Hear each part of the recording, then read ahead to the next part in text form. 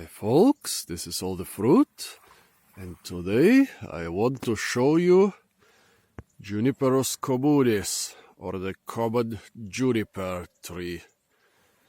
I'm somewhere in the French Alps, in the middle of nowhere, north of the Côte d'Azur,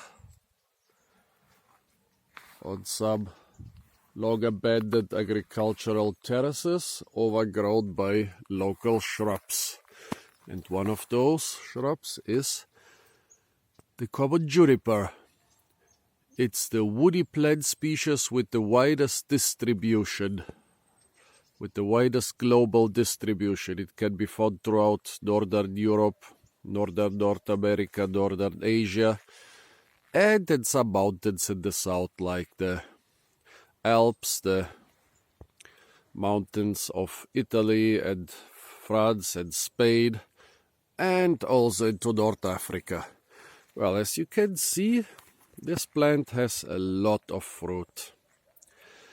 And it usually grows on quite poor soil. And poor soil usually makes poor people. So all those poor farmers and shepherds and mountain people, they taught how to use those fruit properly.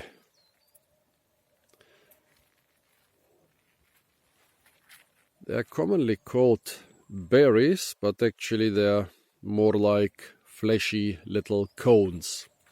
Well, when you try those fleshy little cones, they have quite a strong taste. Not unpleasant, but very strong. There is sweetness, bitterness, astringency, and this conifer sap taste. Well, the strong taste is the reason why juniper berries are commonly used, or were commonly used. Nowadays it's not that common, to flavor meats and sauces and stuffings and stuff like that. Yeah, but people also tasted this quite significant sugar content. And in older times, the sugar content was used to ferment and distill the berries.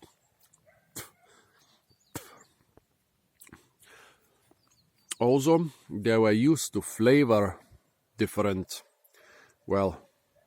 basically brandies and beers. You can make beer with quite a strong flavor by using juniper berries or twigs. You can also flavor stuff like gin. The name of gin derives from the word juniper. So basically gin is alcohol made with juniper berries. Nowadays it's mostly just flavored with the juniper berries. I think in older times maybe those berries were the cheapest and most easily available berries which couldn't be eaten in a fresh state. Then in Holland there is a stuff called Juniper, which I never tried, but which also seems to be some juniper flowered drink. And in Northern Europe there are many different recipes of beer or beer-like drinks being flavored with juniper berries. Funny thing is, the berries of this particular plant are not really very bitter or tangy.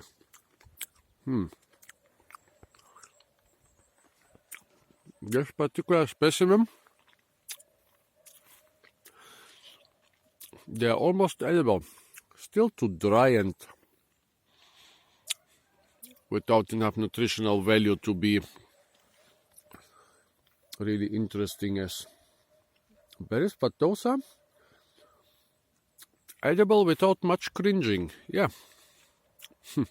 As far as juniper berries go, those are really not that bad. I wonder if it's the drought here, or if it's the genetics of this specific shrub.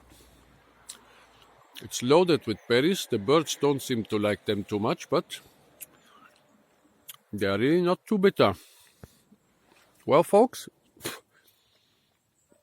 if you manage to stumble upon some juniper, first make sure that it really is juniper, because they are, well, all conifers are a little bit toxic, but they are highly toxic conifer species.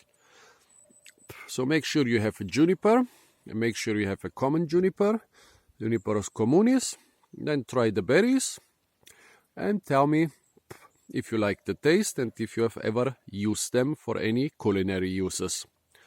So folks, this was the common juniper from the Alps, somewhere near the French Mediterranean coast. Stay tuned for a lot more fruit videos from southern France. And don't forget to like, share, comment and subscribe.